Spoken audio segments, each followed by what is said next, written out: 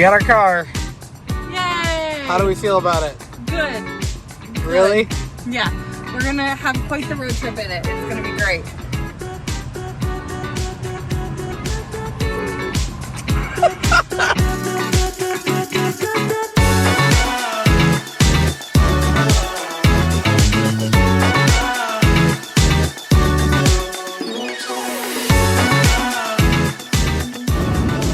We are on the road. Just had some lunch in Madison, Wisconsin. Checked out the Capitol. Checked out the university. And now we're back on the road. Where are we going? We're headed to Milwaukee. Milwaukee. Where do you think we're going there? Any I guesses? think I know where guesses? we're going. Where do I think we're going? Well, we will see you there. We're just gonna figure it out on the way.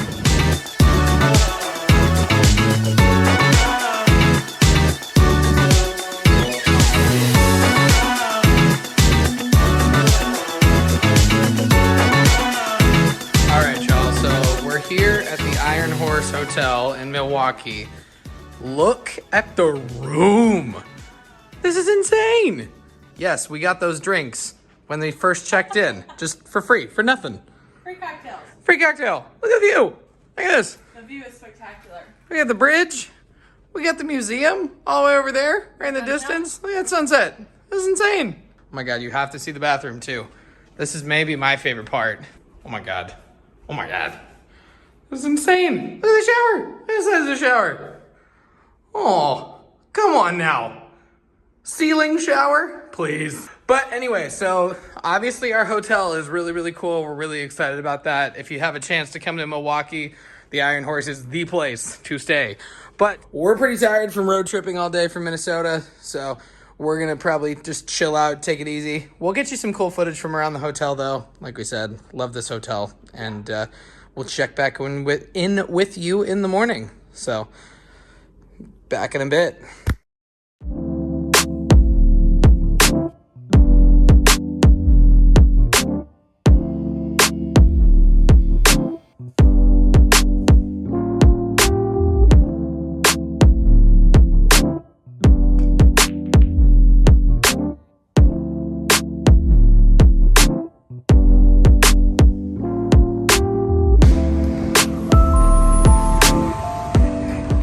Alrighty, y'all, good morning.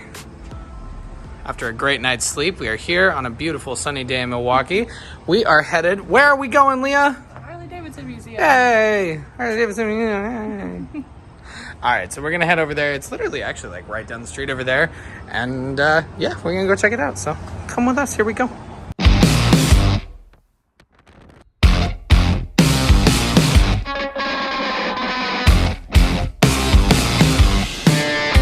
So when you go into the museum, the first thing that you do, you walk in, you kind of check in. If you're a Hog member, you get in for free, which is really, really cool. We enjoyed that aspect and for sure. And you get like 10% off patches and pins or something too. Yep. And then the museum starts, you walk up the stairs, and that's kind of where the first couple attractions are, and you get to see like the early bikes, which I thought was really cool. It's a good way to kind of throw you right into it. And then they've got all these different rooms attached where they show you the first Harley ever.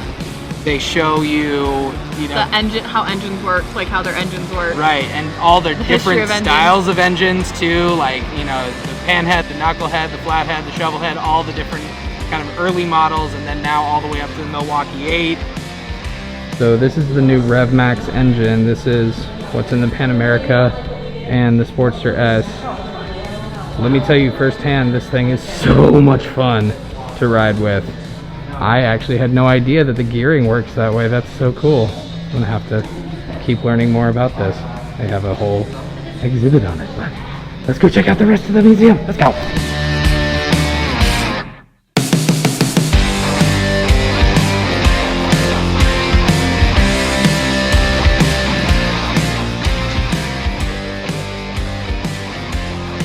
Oh, she kept it going. She kept going. Yeah.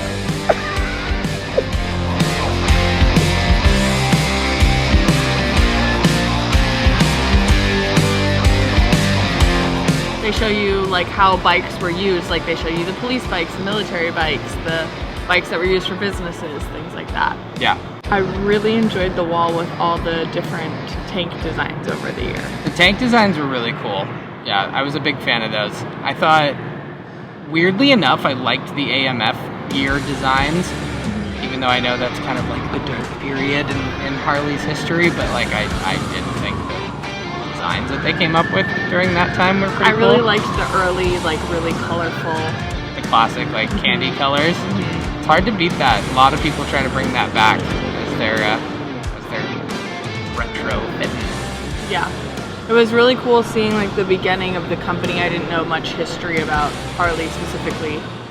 I do about other brands, but I didn't know much about Harley. So Well, that's what I was gonna say too. Is that like I thought it was really interesting to see that they started in like a little shed, and then within it was like 20 years, they were like the biggest motorcycle manufacturer in the world. So the outline on the floor indicates the size of the shed when they built the first motorcycle, and they've clearly done renovations to make this look better.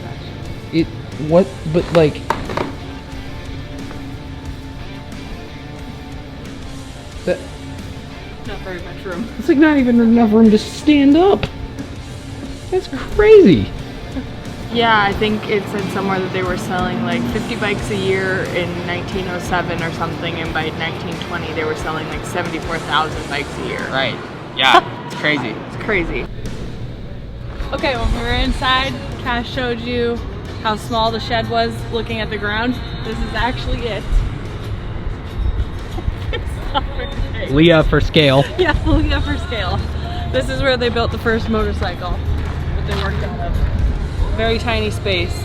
It was also crazy to see like the size of the bikes too that they were selling back then comparatively to like what they are now, and that was considered like comfortable and big and powerful. Like, and now you look at what Harleys are today, and it's like, yeesh. Yeah, what was considered big, powerful, and comfortable was literally just a bicycle with a motor on it. Yeah, pretty much.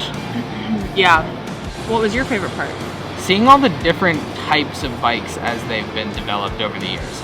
Like, I think for me, seeing, you know, all the different engine styles, all the different body styles, the way that it's kind of evolved into the modern sort of, you know, what it is today, and then also, you know, just the different applications of them too.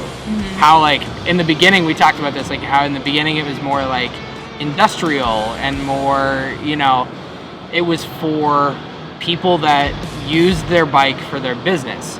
If it was like delivery, or if it was like, yeah, like the one they put a whole cow in as the side cart. Right, it was like an advertising thing for like delivering milk, right? Yeah, no, but that was the crazy thing, was it was like, I guess back then when cars weren't very good, honestly, for being, you know, real honest about it, having a motorcycle probably would make a lot of sense, like for functionality of it too. I also really enjoyed the history of some of the like female riders and what they've done for like the riding community. Yeah, I thought that it was nice that they highlighted that too, that there were like significant strides in Harley's history made by women. Yeah, like they were a trendsetter in factories that had women's restrooms because they actually had enough female workers. I know. That was weird to me that it was like, that's not a normal thing. I was like, then what were they doing? Yeah. And just kind of to see like how the culture of Harley in general like evolved, and how it became so popular in like mainstream media too. Yeah, the different uses of what, or like the meaning of Harley, how it's changed over the years, what it stood for, like how it was starting to like help people with their businesses, and then it was more like used for wartime, and then post-wartime how people thought bikers were like these big scary people, and so then they kind of played into that like, we're steer into this kid, right? Yeah, we're outlaws. I was gonna say, I think I teared up twice, and once was reading about Vivian, the enthusiast girl, because she was really cool. She rode her motorcycle further than any other woman ever had, and she was essentially, it seemed to me like, my takeaway was that she was kind of like the poster girl for Harley, and there was this really cute photo of her and her like iconic pose on her bike that she always did in 1929 and then again in 1992, and she was obviously older and she was still riding. Yeah, which was really cool. I also think the other time I got emotional was looking at the wall with all the photos of people with their bike.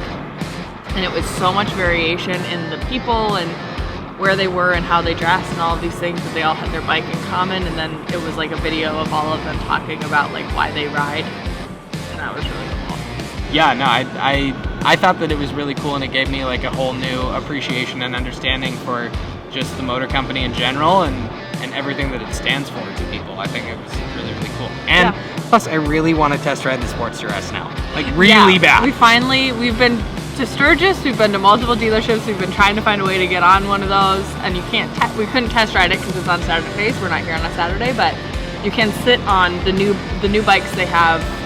They have them in a chalk, and you can sit on them at the end of the museum. And we both sat on the Sportster S, and it was pretty cool. It is a really cool bike. Well, if you're ever in Milwaukee, which Milwaukee as a whole we've loved, but the museum was really cool. It's a must-see. Yeah. Well, I think that's pretty much going to do it for us. We're going to go keep enjoying Milwaukee now and see what other kind of stuff it has to offer. And, yeah. Leah, do you remember the sign-off? See you in the next one. Hey! Hey!